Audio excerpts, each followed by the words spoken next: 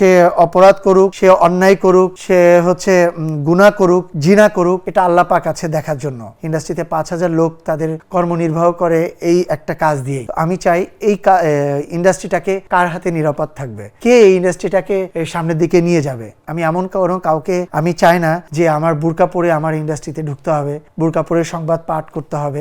আমি নর্মাল কথা বলছি ভাই, কারণ এটা আমার প্রফেশন।